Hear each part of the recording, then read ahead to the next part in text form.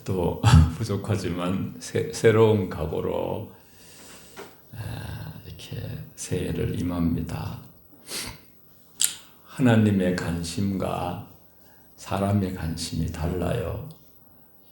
사람은 외모를 취하고 외모에 관심이 많고 외적인 게 관심이 많아요. 하나님은 중심에 관심이 있어요. 저와 여러분의 중심, 심령. 이 세상에서 이제 살아가면서 맞는 말인데 다른 말이 있어요. 맞는 말인데 사람은 참 안 변한다. 이게 맞는 말이에요. 사람 잘 안 변해요. 그런데 사람은 변한다. 이것도 맞는 말이에요.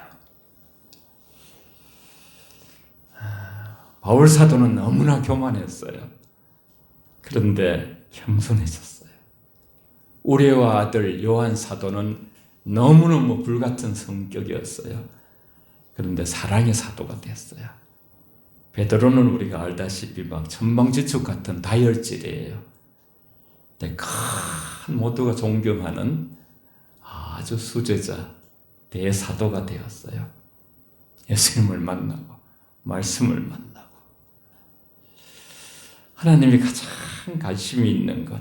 우린 세상에서 뭐 성공하고 뭐 그런 것에 세상의 어떤 보이는 것에 많이 관심 가지지만 하나님이 최고의 관심을 가지는 것은 우리 자녀들의 변화예요. 변화. 제가 한때 생각했던 그런 생각이 막 스물스물 올라오더라고요. 나는 사람을 변화시킨 하나님을 믿는다. 오래 믿어도 변화도 없는 그런 무능력한 것처럼 하나님 그렇지 않으시지만 그런 미적원한 믿음은 싫다. 거부한 적이 있었는데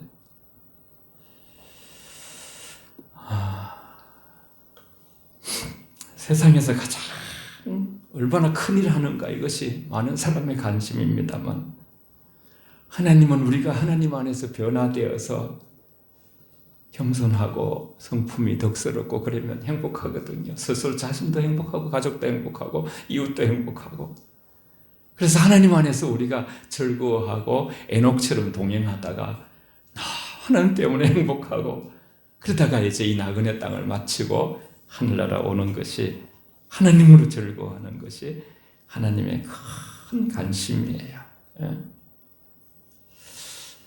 변화된 사람들의 공통점을 보면 언제나 하나님과 나예요. 말씀과 나, 성령과 나. 여러분이 가끔 쓰잖아요. 기도 속에도 쓰고 코람, 데오. 코람이라는 것은 앞이란 전치사예요. 데오, 하나님이란 뜻이에요. 데오. 변하는 사람들의 2000년 교회사에서 연구를 해보면요. 그 출발점이 언제나 같았어요. 내가 문제구나. 내가 잘못 살았구나. 사도 바울의 대표적인 나는 죄인의 개수다 그랬거든요.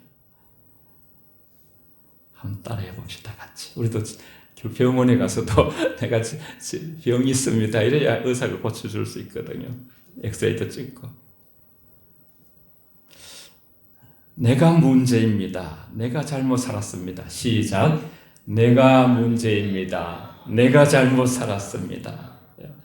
정말 변화되기를 원하는 다 중심에 그런 마음이 있는데 잘 안 변하잖아요. 금년 한 해 여러분 말씀으로 새로워지는데 아무리 우리가 애써도 안 돼요.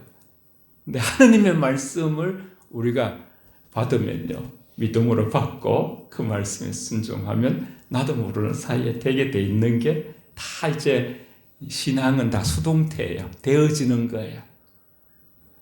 말씀에 붙어 있는 가지, 기도에 붙어 있는 가지. 말씀과 기도로 그렇게 지느니라 그랬어요. 사람이 애써가지고 그렇게 지느니라 그러지 않았거든요. 물론 우리가 힘쓰고 애써야 되죠. 그래서 올 한 해 정말로 우리가 주님 품에 가는 날까지 인간의 희망은 변하거든요. 계속적인 거듭남이에요. 예수님의 그 성품을 닮아가는 거예요. 후천적으로. 주님 부르시는 날까지. 그러려면 우리가요, 모든 감각을 절제해야 돼요. 그리고 조심하고 신중하면서 다른 사람의 일에 관여하지 않아야 돼요. 내 자신에게 눈을 돌려야 돼요. 이게 코람데오예요. 1대1로 하나님 앞에 직면하는 거예요. 그러면 비둘기처럼 성령이 임하고 평안이 찾아오고 오늘도 1대1로 직면하면 주의 말씀이 들려요. 그 수많은 말씀을 들었는데 어떻게 저렇게 안 변하지? 이게 말씀을 못 만나서 그래요. 인격적으로 십자가를 못 만나서 그래요. 하나님 나라는 다 되게 돼 있어요. 되어지는 역사예요. 하나님의 안식에 들어가기를 힘써라 그랬어요. 그냥 서론인데 제가 일자 잘못 붙였는데 믿음으로 들어가는 안식인데 11절 오늘 본문 같이 읽습니다. 시작. 그러므로 우리가 저 안식에 들어가기를 힘쓸지니 이는 누구든지 저 순종하지 아니하는 본에 빠지지 않게 하려 함이라. 아멘. 하나님이 우리에게 진정으로 안식을 주고 싶어 해요. 사람은 일에 관심이 갖지만 하나님은 우리의 안식에 관심을 갖고 있어요. 어떤 사람 여러분이 아시다시피 일, 막 밤에 또 일, 낮에 또 일하다가 쓰러지기도 하고 그렇게 일 중독. 하나님 그거 원하지 않아요. 하나님은 우리에게 밤을 만드시고 낮을 만들었다는 것은 밤에 자기를 원하시고 쉬기를 원하시는 거예요. 하나님은 진정 안식을 주고 싶어 하셔요. 온전한 안식은 예수 그리스도로부터 오는 안식이에요. 우리가 너무나 잘 아는 말씀을 한번 읽어보겠어요. 마태복음 11장 28절 29절 시작. 수고하고 무거운 짐진 자들아 다 내게로 오라. 내가 너희를 쉬게 하리라. 나는 마음이 온유하고 겸손하니 나의 멍에를 메고 내게 배우라. 그리하면 너희 마음이 쉼을 얻으리니. 아멘. 예, 세신사까지 열심히 읽어주니까 저도 힘이 나요. 막 올라오거든요. 그래 끝에는 항상 아멘 하시고요. 예수 믿고 아마 이 말씀 제일 먼저 옛날에는 막 플랫폼 같은데 그 기차역에 이런 데서도 저게 써 있는 걸 봤어요. 예. 그러므로 저 안식에 들어가기를 힘써라. 안식에 들어가기를 힘써야 한다는 거예요. 우리는 믿음과 순종으로 힘써야 안식에 들어갈 수가 있는 것이죠. 그래서 저가 안식에 들어가기 힘쓸지 이는 누구든지 저 순종하지 아니하는 본에 빠지지 않게 하려 함이라. 말씀, 믿음과 순종. 우리는 하나님께서 우리를 구원시켜 주시고 예수를 믿으면요, 예수님이 나의 죄를 위해서 십자가에 돌아가시고 삶을 부활하신 것을 믿으면 우리가 구원받은 하나님의 자녀가 되는 거예요. 그 후에 모든 인생의 진정한 축복은 순종에서 와요. 순종에서.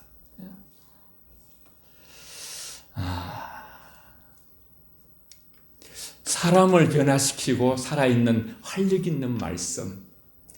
오늘 히브리서 4장 중심 말씀 12절 13절 오늘 좀 제가 상세하게 한 절 한 절 하고 싶어요. 같이 12절 13절 말씀을 같이 함께 읽고 아멘 아멘 할 때 여러분 어둠이 탁 물러가는 거예요. 영적으로 여러분 하나님의 그 전투거든. 우리는요 예배 자리에서 이기면 여러분 삶에서 이길 수 있어요. 하나님 말씀은 시작.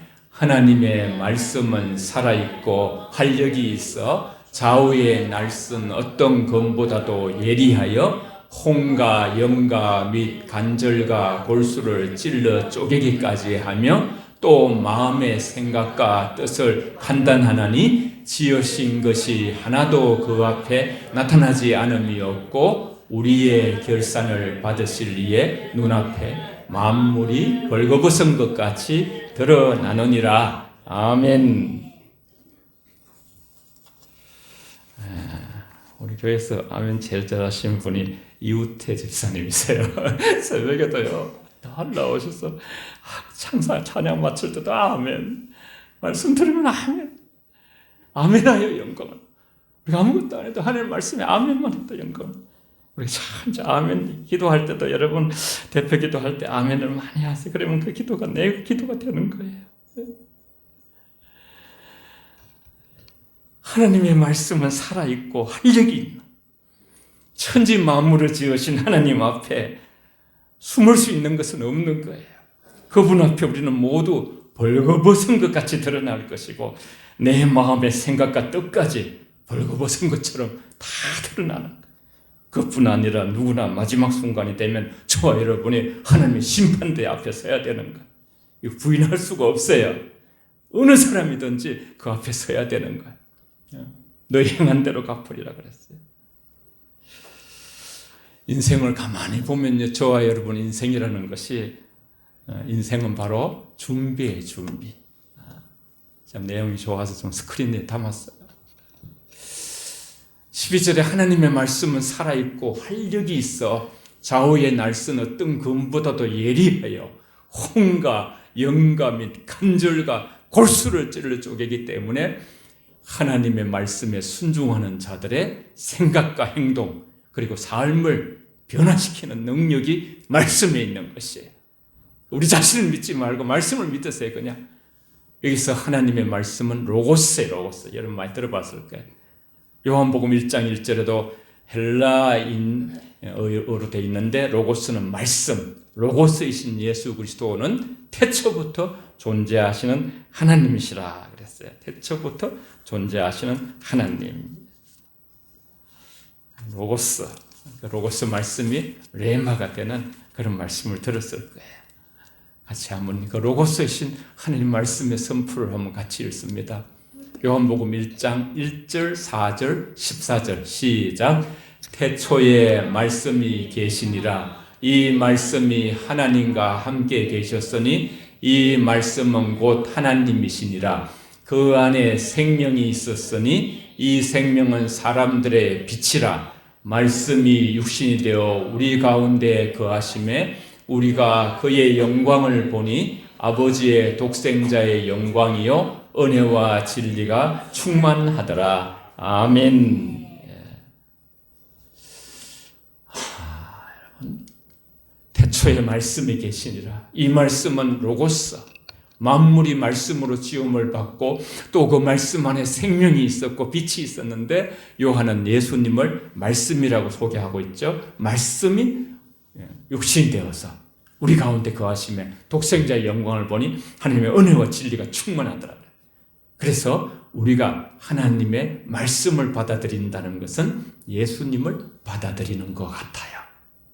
그리고 12절에 좌우의 날선 어떤 금보다 예리하다는 하나님의 말씀은 사람의 심령에 역사하여서 변화시키는 능력을, 인간의 중심이 변해야 하나님은 중심을 보시느니라. 중심이 중요한 거예요.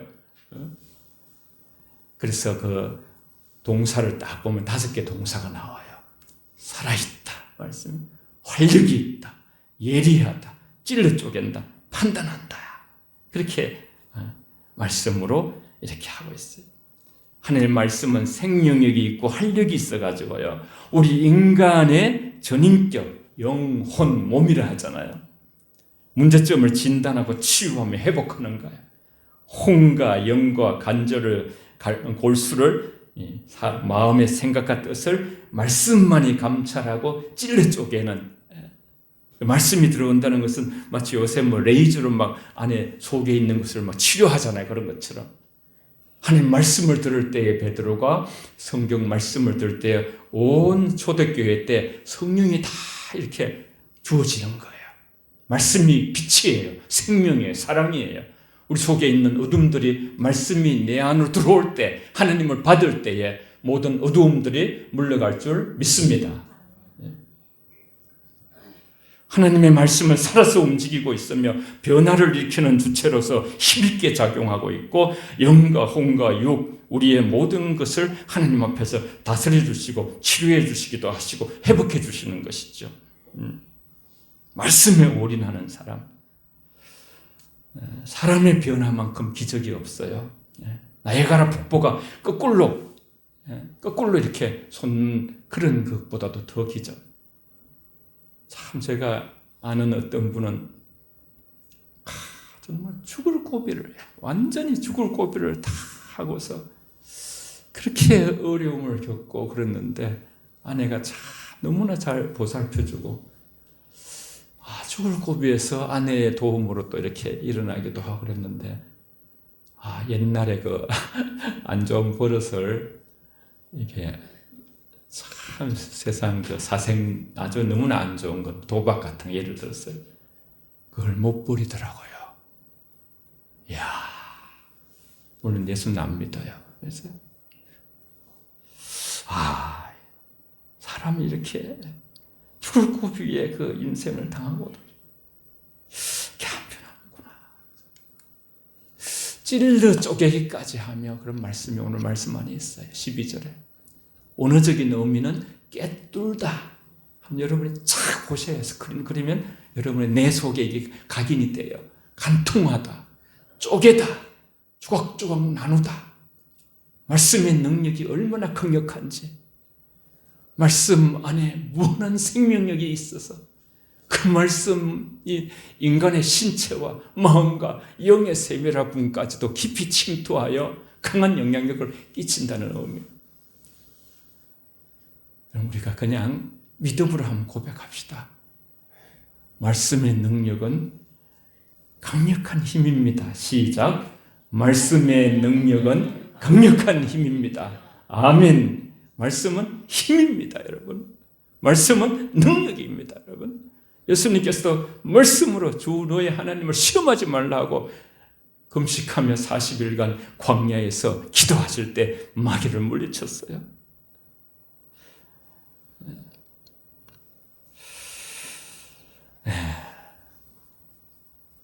우리는 이제 은혜의 보호자 앞에 담대히 나아가라 그랬어요. 담대히 나아가라.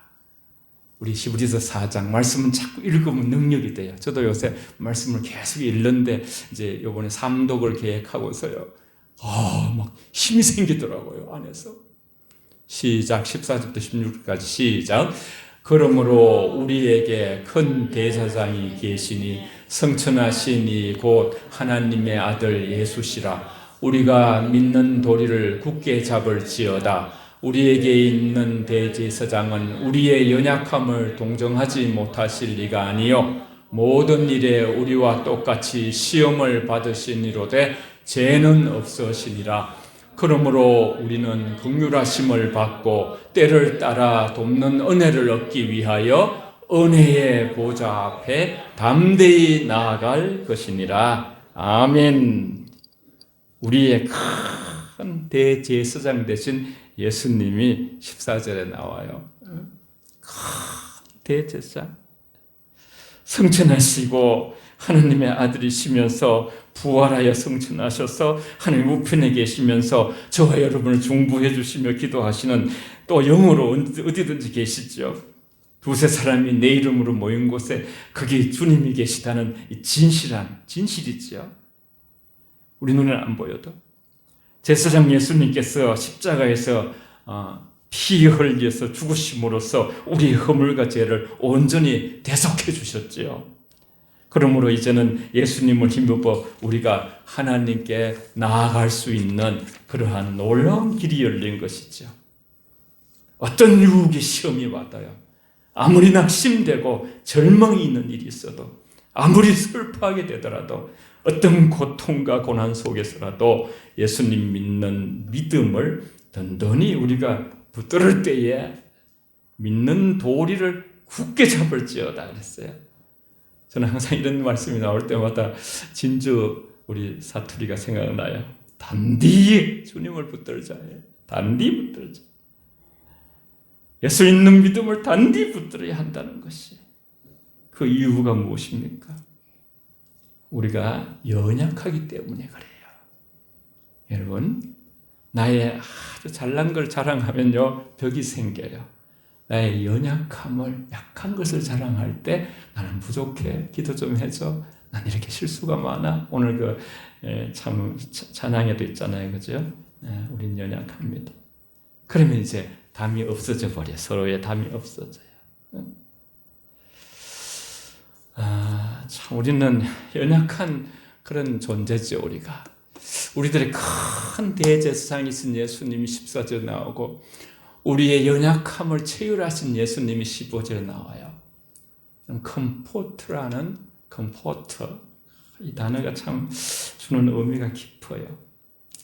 위로, 달래주고 실패했는데 막 마음이 눌려 있어요. 실패한 자를 위로하고 위안해주고 또 깊이 공감하고 이것을 다 체휼하신 분이 우리 예수님이세요. 고통받은 인간에게 최고의 위로자가 되시는 대제사장이셔요. 체휼한다는 말은 동정한다 또는 긍휼히 여긴다. 그러한 어떤 예수님의 동정은 사람의 동정과 차원이 달라요. 시편 103편 14절에는 이는 그가 우리의 체질을 아시며, 저와 여러분들의 체질을 아는 것, 체질을. 우리가 단지 먼지뿐임을 기억하리로다. 우리의 DNA를 다 알고 계시는 거예요. 우리의 가계도를 저 조상들부터 다 알고 계시는 거예요. 우리가 어떨 때 넘어지는 거, 우리가 어떤 부분이 약한 거, 우리가 어떤 부분이 강한 거 다 알고 계시는 것이에요.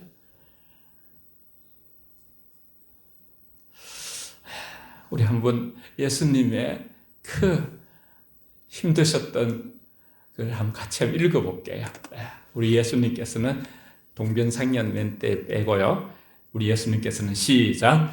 우리 예수님께서는 인간이 겪을 수 있는 온갖 연약과 시험, 억울함을 몸소 다 당해 보셨습니다. 우리와 똑같이 이 세상에서 슬픔, 고난, 괴로움을 겪고 살며 배고픔도 기본이고 냉대, 질시, 무시, 욕먹음, 사랑하는 제자들로부터 배신을 당하시고 결국은 십자가에 달려 돌아가셨습니다. 그러나 그분은 죄를 짓지 않았습니다. 그러므로 예수님은 우리를 충분히 도우실 수 있는 분이십니다. 아멘. 여러분이 저렇게 그죠? 세상에서 슬픔을 당할 때 고난과 괴로움을 겪고 인간은 그런 산의 삶이라는 게 또 누구로부터 냉대를 당하고 질시와 무시와 욕먹음과 그런 것들을 배신을 당할 때에 그냥 주님 하기만 해도요. 주님은 다 알아요. 우리의 중심을 만져요. 할렐루야.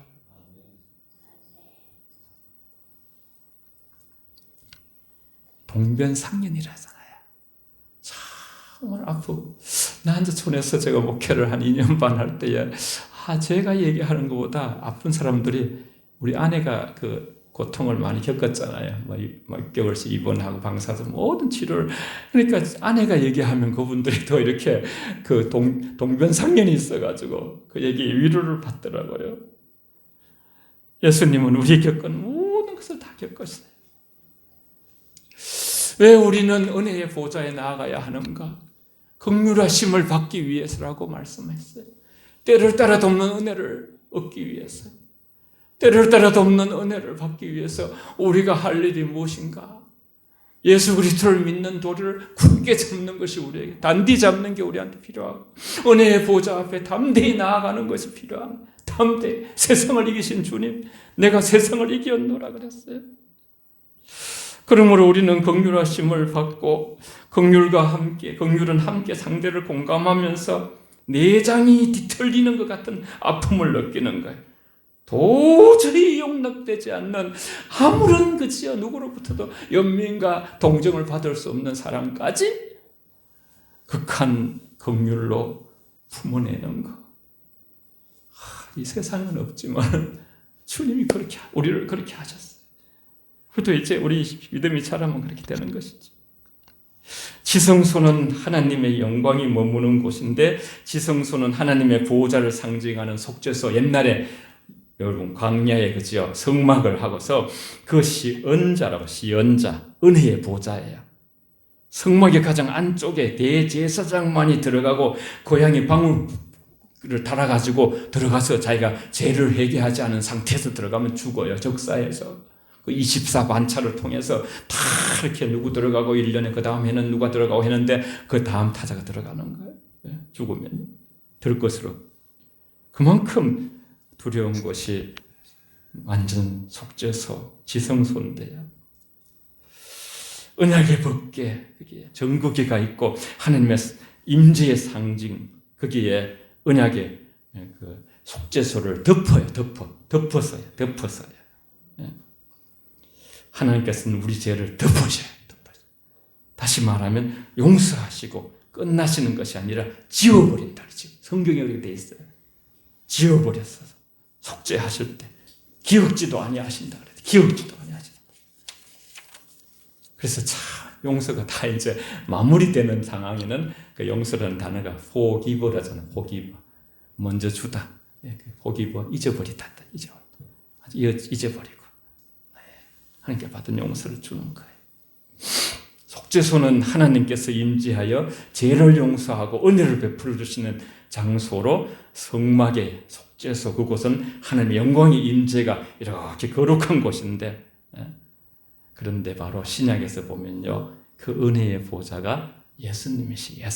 예수님께서 십자가를 지실 때 휘장이 찢으시고, 그래서 우리는 그죠, 염소와 어떤 거지요, 송아지와 뭐 이런 것들을 잡아가지고 예배 시간에 드릴 필요가 없어요. 이제는 예수님께서 단번에 영원히 완전한 우리의 대제사장이 되셔서 우리의 죄를 다 속하심으로써 우리는 예수님 이름으로 십자가에서 죽으신 휘장이 찢어진 그 지성소로 언제든지 담대히 보좌로 우리가 나아갈 수 있는 줄 믿습니다. 이게 보통 일이 아니에요. 이게 하느님으로부터 시작했어요.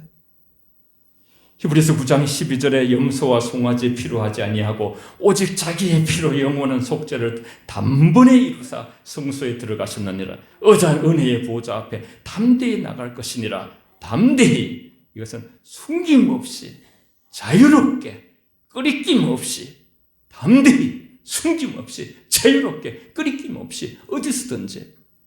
여러분, 핸드폰은 지리산 깊은 곳에 가면 안 터져요. 여러분, 기도는 터지지 않는 곳이 없는 줄 믿습니다. 때를 따라 돕는 은혜, 항상 우리에게 머물러 있는 은혜라는 뜻이, 하나님은 언제나 준비되어 있어요. 자신의 모습 그대로 하나님께 가지고 나오는 사람, 내 모습 그대로 넘어지고 쓰러지고 연약한 모습 그대로, 세상에서 실패한 모습 그대로, 지친 모습 그대로, 병들고 괴롭고 아픈 마음 그대로 가지고 나오시면 긍휼히 여겨주시는, 세상에는 우리가 어떤 라이센스가 있어야 되고요, 어떤 자리가 뭐 있다가도 언제 다시 어떻게 될지도 모르는 불안을 가질 수도 있어요. 하나님은 그렇지 않아요.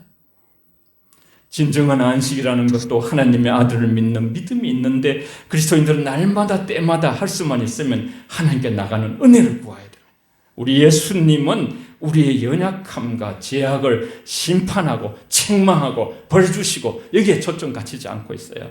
예수님의 초점은 언제나 우리를 이해하시려 하시고 불쌍히 여기시려 하시고 벌하기보다는 동정하시고 때를 따라 돕는 은혜를 주시기 위하여 준비하고 계십니다. 그래서 우리는 늘 주님 앞에 내가 연약합니다, 오늘 또 실수합니다, 이렇게 해야 돼요. 우린 강한 자가 아니에요, 여러분. 주님이 강하시고 말씀이 강하시고 성령님이 강하시고 하나님이 강하신 분이에요. 그래서 하나님 앞에 깍박 완전히 죽는 자들이 가장 강해. 이 세상에서는요, 하나님 하면 두렵고 떨림으로 아버지 앞에 예배드려야지, 죄짓지 말아야지 이러면서. 여러분, 우리는 낙심하고 좌절할 때, 슬퍼하고 우울할 때, 분노할 때, 그때 적절한 은혜의 도움을 주시는, 때로는 피할 길을 이어주시고 합력할 선을 이루시고, 참 오늘 그 생각이 나네요. 우리는 연약합니다. 그러나 주님은 완전하십니다. 우리가 왕같은 제사장으로서 가지게 된 특권이요, 가장 중요한 특권이, 우리는 이제 직접, 옛날엔 직접 나갈 수가 없어요. 대제사장 구약에 딱 정해진 사람은 나갔는데, 이제는 우리가 하나님 앞에 아무 때나 우리는 예수 그리스도의 이름을 가지고 나갈 수가 있대. 왕같은 제사장으로 부름을 받은 우리가 매일 살아가야 할 삶은 하나님의 긍휼하심을 받고 날마다 은혜의 보좌에 담대히 나아가는, 하나님은 우리를 굉장히 여러분 품격을 높여 놓으셨어요. 그래서 우리는 서로에 대해서 존중해야 돼요. 그리고 인격적으로 귀하게 여겨야 돼요. 그리고 사랑하고 축복하고요. 우리가 지난번에 했던 말씀 한번 읽고 기도하겠습니다. 베드로전서 2장 10절, 저와 여러분의 존재가 저기 있어요. 시작. 너희가 전에는 백성이 아니더니 이제는 하나님의 백성이요 전에는 긍휼을 얻지 못하였더니 이제는 긍휼을 얻은 자니라. 아멘. 하나님의 긍휼을 입은 자예요. 저와 여러분들. 하나님이 천군천사를 보내서 보이지 않지만 여러분 다 돕고 있어요. 저도 마찬가지고. 계속 하나님께서 인생의 어려움들을 우리 알지 못하지만 와도요. 우린 다시 주님을 붙들고 오뚜기처럼 의인은 믿는 자들은 7번 넘어져도 다시 8번째 일어날 수가 있는 거예요. 왜냐하면 하나님이 저와 여러분들을 긍휼히 여기시기 때문에. 여러분 너무너무 하나님으로부터 우리는 존귀한 존재가 되었어요. 내가 존귀하면 상대방도 존귀한 거예요. 그래서 아름다운 사랑의 공동체, 오늘도 말씀으로 하나님 정말로 하나님 말씀으로 새롭게 해주세요. 말씀이신 하나님을 인격적으로 만나서 내 존재가 새로워지길 원합니다. 다른 데 너무 관심을 가지고 간섭해 그런 거 너무 신경 썼습니다. 이제 가지치기 다 하고 하나님하고 나하고 1대1로 집에서도 말씀을 보면서 기도의 시간을 정해서 하나님과 1대1로 서서 하나님, 사람을 변화시키지 않는 하나님 그런 믿음이 아니라 진짜 사람을 변화시켜서 베드로와 어떤 바울 사도와 모두 변화시킨 거기에 나도 거기 대열에 서기 싶습니다. 그런 마음으로요. 저를 따라하고 기도하겠습니다. 하나님 말씀으로 새롭게 하옵소서. 시작. 하나님 말씀으로 새롭게 하옵소서. 아멘. 서로 축복하면서 우리 자신도 하나님 앞에 새롭게 해달라고 이 시간 통성으로 기도하겠습니다. 살아계신 아버지 하나님 감사합니다. 아버지 하나님 저희들을 아버지 말씀으로 새롭게 하여 주시기를 원합니다.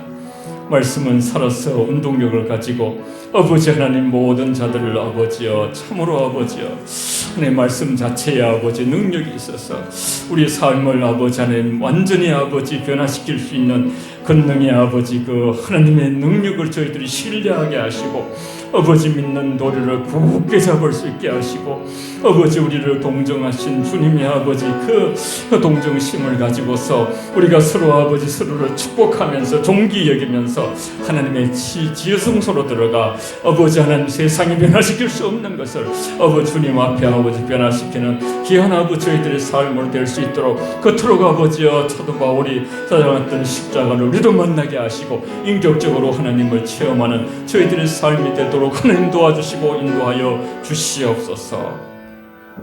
하나님 아버지 사도 바울이 그토록 십자가를 그것만 자랑한다고 하는 것은 자신의 교만을 그렇게 가말리엘 문화생으로 로마 시민권을 가지고 모든 최고의 공부를 해도 되지 않는 그 교만이 예수님을 만나 무너뜨려서 그는 아버지 그 십자가가 나를 살려서 아버지는 그 십자가를 나의 자랑이라고 십자가의 삶을 살았습니다. 우리도 주님을 따라가려거든 자기를 부인하고 끝없는 자기 부정과 자기 십자가를 질 때 죽을 때에 다시 산다 하셨사오니 주여 우리의 하나님을 닮지 못하게 하는 모든 악한 또 우리의 느슨한 그런 신앙, 바리새파해야 되는 것들을 죽여주시고 아버지 올 한 해 말씀으로 모든 심령들을 변화시켜 주시고 새롭게 하여 주시옵소서. 예수님 이름으로 기도합니다. 아멘.